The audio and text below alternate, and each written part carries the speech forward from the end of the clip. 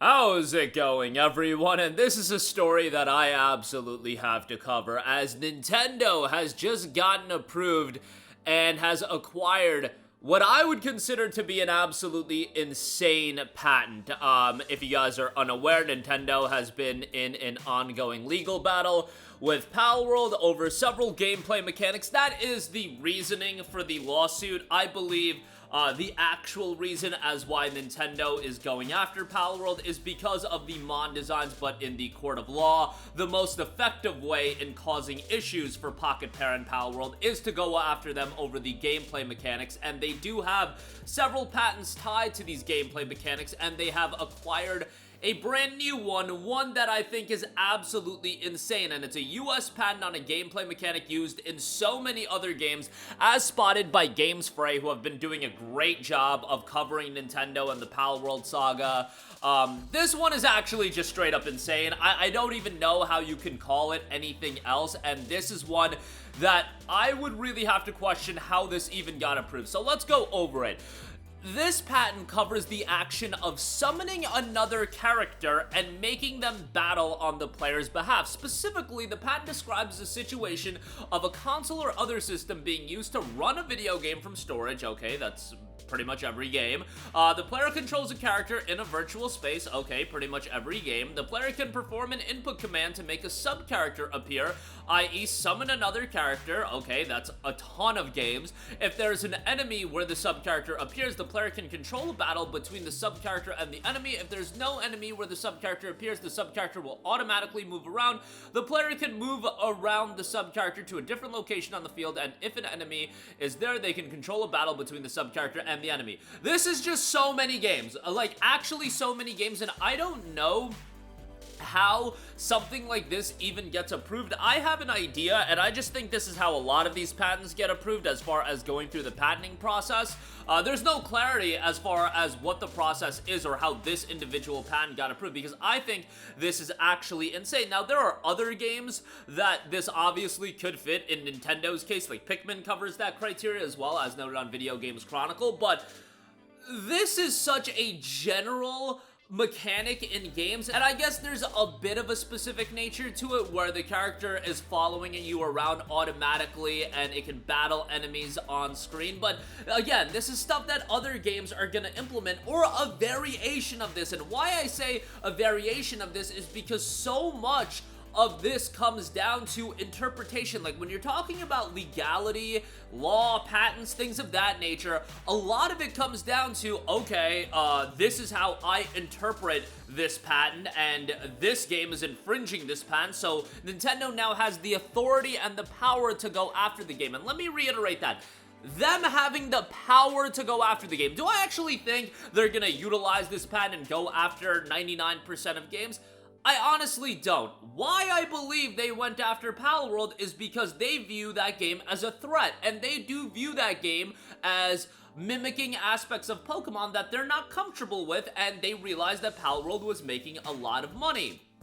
I genuinely believe that, because there are so many other games that follow similar mechanics. Like, why hasn't Nexomon been targeted by Nintendo? You think they're petrified by Nexomon? Oh my god, Nexomon getting a third game! We can't let that go. Like, no, they don't give a damn about Nexomon. They give a damn about Palworld because it was legitimately breaking records, and it was a literal threat to Pokemon. Pokemon, which people have been desperate to change things up for a while. Like, I'm not a big Pokemon guy these days, but I have so many friends that are into Pokemon, and they just have meltdowns over Pokemon, I feel like, on a weekly basis, and they just play the games online that are available. But yeah, like, these are hardcore Pokemon fans, and they're having meltdowns over it. And Palworld, you would hope in the most ideal world that Palworld would be a bit of a wake-up call to Nintendo, being like, okay, maybe we should try something different with Pokemon. Maybe we should listen to our fan base a little bit more. And to be fair, you know, they've done things like Legends Arceus, they've done things like Zeta A coming out. I don't want to just completely crap on Nintendo for their work on Pokemon. It's a juggernaut of an IP, and that's the thing. Palworld, even being big, Palworld and Pokemon would be able to coexist. Pokemon would still be an absolute juggernaut, but I do believe Nintendo saw Palworld's success, and maybe even ahead of that saw how much buzz it was having, because from what I can tell, they've been trying to get this patent approved since 2023, which would be, you know, the lead up to Palworld, the game getting more and more attention, so on and so forth.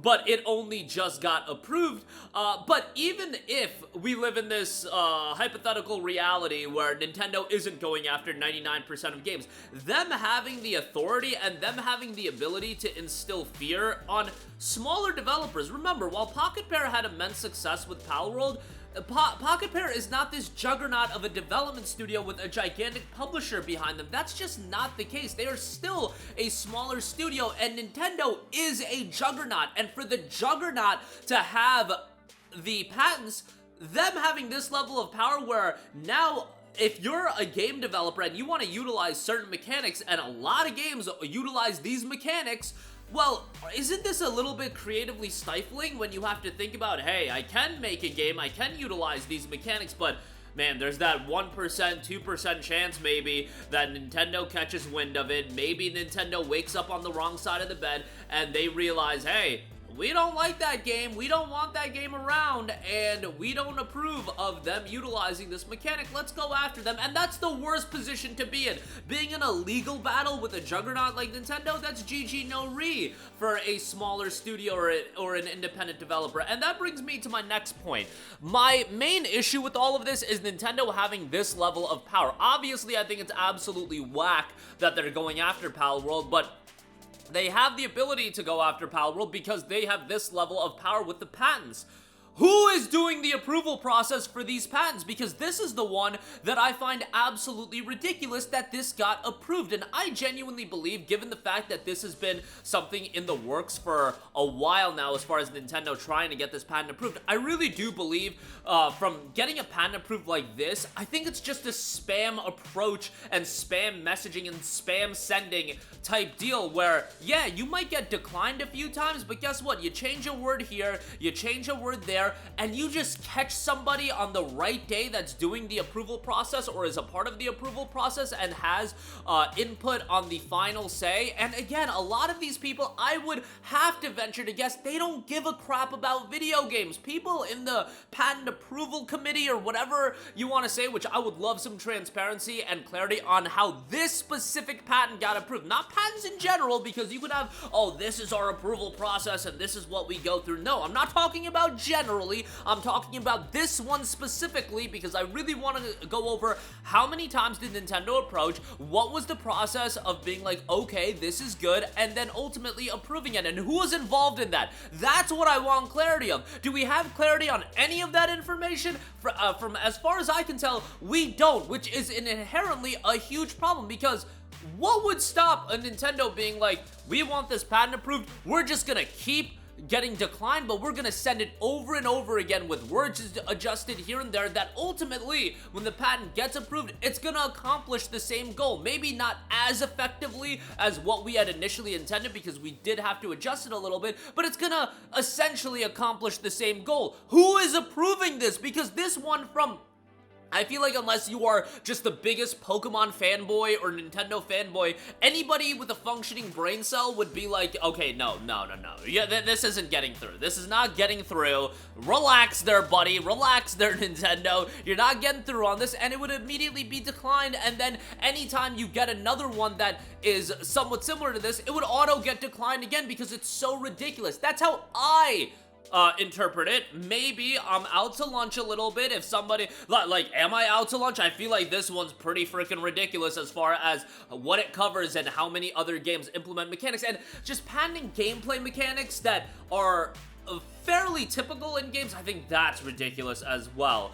If it's a super specific mechanic that is so unique, maybe I'd be open to having the discussion on it. And again, it's an area where I'm not gonna be the smartest person, but this in particular, this patent in particular, I think is just so insane. And the fact it got approved, like, I could understand Nintendo going for it, but if you were to ask me that, I'd be like, obviously it's not gonna get approved. But now it's approved and they have this level of power, and it's just like, man, at the very least, I want some transparency and some clarity on who's doing the approval process and how this patent specifically was approved. I don't care about your general, oh, we do this, we look into this, we make sure everybody... No, I want to know, what was the process? Did Nintendo get declined a few times? Did they come back to the table, adjust it a little bit? Like, what was the nuance to this patent getting approved? Am I gonna get that information? Probably not, but that'll do it for me. Let me know all of your thoughts in the comment section down below. Sound off there. Definitely interested to hear what you guys think, because I think this patent is absolutely nuts. But, yeah, your thoughts down below. Thanks for watching, and I will talk to you guys in the next one. Goodbye. Hey guys, we hope you enjoyed the video, and if you did, make sure to hit the subscribe button, and if you're already subscribed, do us a favor and hit the bell icon. This way you'll be notified whenever we post a new video. That's the best way to keep up with all of our uploads, and we usually try to upload 2 videos a day. And with the bell icon hit, you'll be notified whenever we do upload a video. As always, thanks for watching.